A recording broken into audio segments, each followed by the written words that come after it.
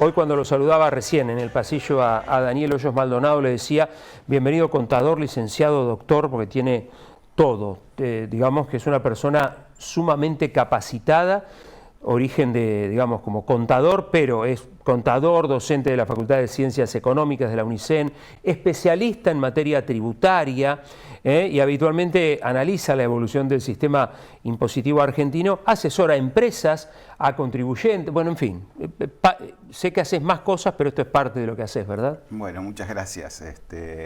Bueno, por suerte, digamos, he tenido la posibilidad, digamos, de formarme digamos, y tratar de volcar ese conocimiento, digamos, para que se generen cosas. Y la generás, por cierto. Vamos a hablar de reforma fiscal y monotributo. Hablemos primero de monotributo, que si se quiere es donde menos reformas va a haber, digamos, pero bueno, seguramente hay mucho monotributista escuchando y quiere saber si va a pasar algo o no. Bien, es un buen punto, digamos. A ver, el monotributo, digamos, es un impuesto, digamos, que se creó con la idea de simplificar para las pequeñas empresas, para las pequeñas organizaciones, digamos, el funcionamiento o la cuestión de la presión tributaria y todo lo que viene asociado a ello. O sea, digamos, en general, muchas veces la discusión se torna en términos de cuánto te cobran de impuestos, pero también muchas veces se deja de lado otras cuestiones que son muy significativas, como todas las actividades digamos, de gestión administrativa de los impuestos, de presentaciones y cuestiones por el estilo. El monotributo de alguna manera trata, digamos, de simplificar esa historia. Facilitar. Exactamente. Pero bueno, fue diseñado de alguna manera que también no fue tan sencillo, ¿no? Porque tienen que cumplirse determinados parámetros y al fin del día, digamos, originalmente había tratamientos diferentes para servicios y para venta de bienes. Esto en el 2024 se trató de simplificar, de unificar, digamos, la gestión administrativa de alguna manera de todo esto. Y uno de los grandes puntos que siempre, digamos, que siempre se ponía en discusión era la actualización, digamos, la actualización de escala, la actualización de, digamos, de los parámetros y cuestiones por el estilo. ¿Por qué? Porque llevaba muchas veces a cambios de categorías. El monotributo está organizado en categorías y si no se actualizaba, pasaba lo mismo con el impuesto a las ganancias para las personas físicas. Si no se actualizan digamos, los rangos, las escalas, quedan desfasados. Quedan desfasados y la gente pasa a, entre comillas, sobretributar. En realidad era otra manera de aumentar los impuestos. Claro. Finalmente, digamos, desde el 2024, y ahora estamos en un proceso también de actualización de valores, digamos, esto se simplificó y de alguna manera ahora se actualiza casi automáticamente. Naturalmente los contribuyentes deben evaluar, digamos, lo que se llama la recategorización, evaluar cómo te fue y en función de eso, digamos, ver si cambias o no de categoría. Exactamente. Para arriba o para abajo. Obviamente, cuanto más facturas, estás en una categoría la cual tenés que pagar más, digamos. Exactamente. En ese contexto, digamos, el tributo tiene un tema que es esta cuestión de que presume que vos llegaste a una base, digamos, y que eso se va a repetir, que no necesariamente siempre es así, pero sería deseable. Sería deseable, claro, pero es cierto, no siempre se da.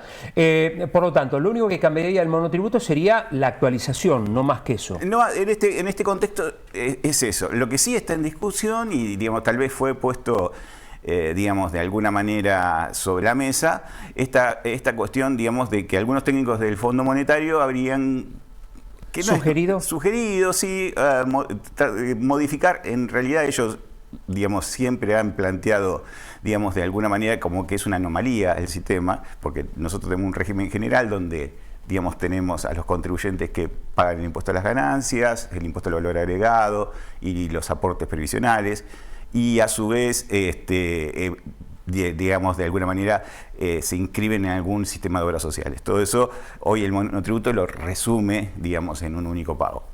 E incluso hasta la provincia de Buenos Aires, por ejemplo, tiene un monotributo que va adosado al monotributo nacional.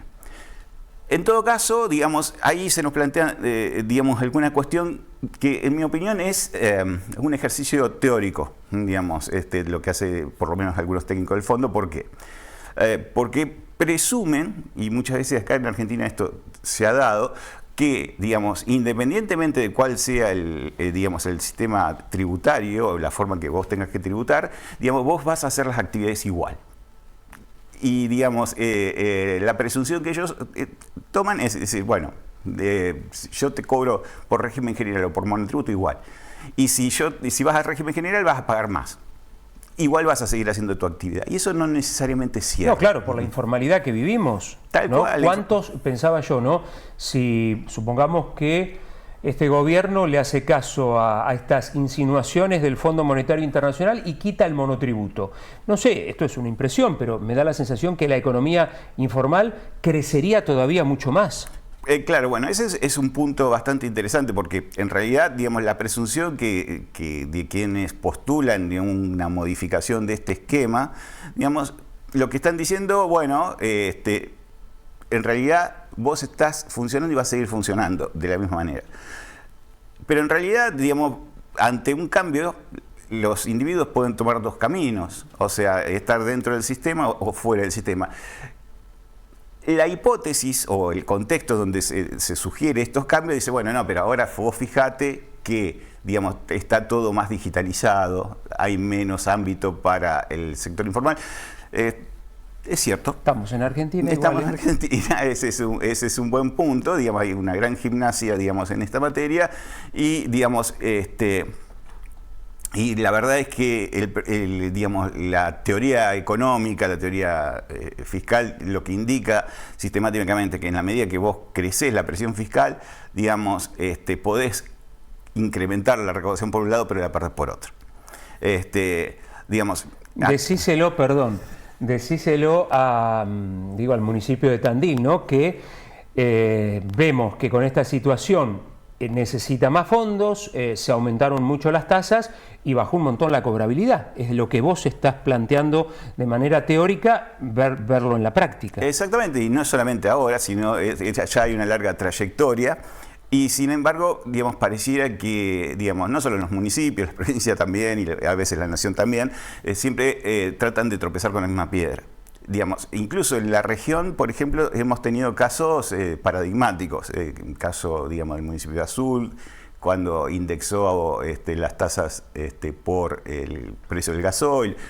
O ahora en un experimento que está haciendo La Barría, digamos, o todavía no lo puso en la práctica, pero yo entiendo que lo va a intentar hacer, que es poner una tasa especial sobre los aerogeneradores de los parques eólicos.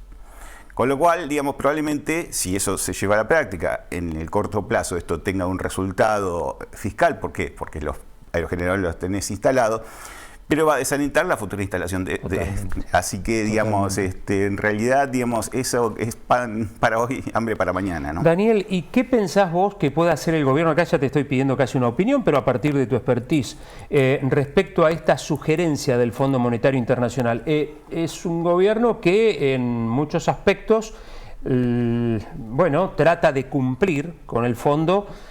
Pero ¿qué crees que ocurrirá en este caso, donde es un tema muy sensible? Sí, yo entiendo que probablemente, digamos, haya algunas modificaciones en el régimen, pero sin ir hacia un régimen general. Probablemente, digamos, las categorías más bajas de lo que es el monotributo, que es esencialmente lo que se quiere preservar de alguna manera, mantendrán un régimen muy similar al actual. Y probablemente haya una transición que no sea tan violenta, porque el tema es el siguiente, o sea, cuando vos estás en las categorías más elevadas, cuando pasás al régimen general, pegás un salto de pagos muy grande. Entonces, digamos, el fuerte incentivo que existe en esa falta de transición es lo que llama el fondo el enanismo fiscal, o sea, digamos, aquellos que de alguna manera tratan de reducir, digamos, su actividad, o, digamos, agrega un grado mayor de informalidad para no cambiar de régimen. Claro. Entonces, digamos, la verdad es que, como siempre, las transiciones es lo que debería probablemente manejarse en ese esquema. Entiendo. Estamos con Daniel Hoyos Maldonado. Hablemos un poco de la reforma fiscal. Ya dejamos de lado el monotributo y vamos a cuestiones un poco más profundas. Bien. ¿Qué puede pasar? Bien, digamos, hay 2 o 3 cuestiones. Alguna que me parece muy importante, que está en camino, digamos, que es esta normativa, digamos, que se llama inocencia fiscal. Sí. ¿Qué es la inocencia fiscal? La inocencia fiscal es, digamos, a ver, para ponerlo en términos simples, es una modificación, digamos, de ciertas presunciones y del funcionamiento de la ley, de lo que se llama la ley de procedimiento tributario. Usualmente, digamos, nosotros siempre hablamos de los impuestos, ¿no? De los impuestos, tasas, contribuciones, pero no hablamos del régimen de cómo funciona el sistema, digamos, de recaudación y verificación de impuestos y cuáles son las presunciones que tiene implícita esa ley, de que era la famosa ley 11683. En ese contexto, digamos, lo que se está impulsando ahora es un cambio y una simplificación y de alguna manera un cambio de las presunciones en el sentido más alineado con, digamos, el enfoque constitucional, en el sentido que uno presume la inocencia, digamos, hasta que se demuestre lo contrario. Entonces, de alguna manera, digamos, no tenés la lupa tan encima, digamos, lo que no quita que, digamos, el fisco te pueda caer con todo de la ley en la medida que se incumpla, digamos, haya evasión efectiva y demostrada. Pero, digamos, por ejemplo, para el común de la gente, digamos, de alguna manera realizar transacciones, operaciones, movimientos bancarios, va a ser mucho más sencillo, no estar tan expuesto. Esto de alguna manera se inscribe en lo que fue en su momento la modificación de los volúmenes de transferencia. Te iba a preguntar, digo, había mucha gente que se cuidaba, no, mira, no puedo hacer una transferencia mayor a porque la lupa está puesta en los movimientos, los bancos deben informar, movimientos mayores a, tiene que ver con eso. Claro, de alguna manera eso, el primer paso fue, digamos, más pensando digamos, en quitarle esa observación y ese costo administrativo excesivo, digamos, para transacciones que eran típicamente comunes, y ahora, digamos, esto se generaliza, digamos, a todo el movimiento, digamos, tributario. Bien. Digamos, como filosóficamente está correcto, vamos a ver cómo se adapta el ARCA, digamos, a la aplicación de estos criterios, ¿no? ¿Lo ves positivo? Yo creo que sí, digamos, a ver, nosotros hemos tenido mucha experiencia, digamos, no solo en materia tributaria, sino, por ejemplo, en materia cambiaria, digamos, sí. En la cual, digamos, hasta se mandaban perros a ver si tenías dólares, o sea, digamos, ese tipo de movimiento, de suposición que la gente, el común de la gente es un delincuente, digamos, no está bien, no es filosóficamente razonable. Y que tampoco el Estado se mueve transparentemente, digamos. De alguna manera, digamos, esto tiene que ser reglas simples, sencillas. Digamos, hay alguna idea, digamos, en el fondo, digamos, de que para ciertos contribuyentes, digamos, probablemente haya un esquema de casi autoliquidación, como en los países bálticos. Explica ese sistema. Claro, digamos, usualmente, digamos, en algunos tributos, sobre todo cuando hay una relativa sencillez en su liquidación y cuando la información de alguna manera está online, por llamarlo de alguna manera, en algunos países, digamos, te mandan la liquidación, por ejemplo, de impuestos a las ganancias y vos tenés que validarla o no. Digamos, y si ¿Estás de acuerdo o no? Claro, si no la validás, tenés que demostrar, entre comillas, dónde está el error. Muchas veces pasa, digamos, de alguna manera, que con el tratamiento de algunas retenciones o percepciones, por ejemplo, podría haber diferencias en la imputación temporal y cosas por el estilo. Pero, digamos, en general, digamos, ese sistema simplifica la vida y, digamos, no constituye un problema. Obviamente, para aquellos digamos, niveles de actividad o aquellos tipos de empresas donde se conviven holdings, distintas empresas, distintas actividades, bueno, a eso la autoliquidación no va a ser tan factible. Queda claro. Ahí, digamos, bueno, mis colegas, por llamarlo de alguna manera, tendrían que tener el foco de actividad, ¿no? Sí, sí, se entiende. ¿Alguna otra cuestión a tener en cuenta con esta reforma fiscal? Esto sería, digamos, como lo más importante. Claro, esto es lo que está, digamos, en avance, por decirlo de alguna manera. Digamos, la idea que se ha volcado inicialmente era plantear una reforma integral en la cual incluso se habló, por ejemplo, del IVA combinado, ¿no? Un IVA nacional y un IVA provincial con vistas a la eliminación de ingresos brutos, que yo entiendo, por cómo ha sido la evolución, se ha postergado para más adelante. Pero, digamos, en el fondo, digamos, lo que debería existir es esto, digamos, al margen, a ver, como señal positiva me parece bien esto de la modificación de la ley de procedimientos, porque eso cambia la lógica de la relación contribuyente-Estado. Hay que ir hacia una reestructuración, digamos, de los impuestos en términos generales, una reforma, digamos, tributaria integral y que comprenda todos los niveles. Que, digamos, en general la discusión se traslada, digamos, a nación-provincia, pero los municipios también son protagonistas, es lo que hemos hablado. Vos pensás que en Argentina aproximadamente hay 160 tributos, un poco más. De 160 impuestos. Exactamente, digamos, de distinto color y... Sí. Y bueno, el punto es que, digamos, de esos aproximadamente entre 8, 9 son los que, donde está, digamos, la cuestión tributaria. Grueso. Pero vos imagínate que hay que liquidar 160 y pico. Eso implica, digamos, costos administrativos, improductivos, o sea, digamos, que realmente no tiene ningún sentido. Y, digamos, esta cuestión, de alguna manera, con tanta complejidad, que, digamos, y tanta creatividad fiscal. Sí, acá somos maravillosos en creatividad fiscal. Me gustó ese término. Exactamente. Mira, te voy a contar una anécdota, digamos, de cuando yo trabajaba en el mercado de capitales. A ver. En un momento, digamos, en el mercado de capitales nosotros trabajamos fundamentalmente en la emisión de fideicomisos financieros. Pero, digamos, en un momento la provincia de Misiones se le ocurrió reinterpretar el concepto de oferta pública. Oferta pública es un mecanismo, digamos, institucionalizado, digamos, de canalización, digamos, de fondos del sistema, digamos, ni siquiera del sistema financiero, sino del mercado. Y digamos, la interpretación que hizo es, bueno, si esa oferta pública es a todo el público argentino.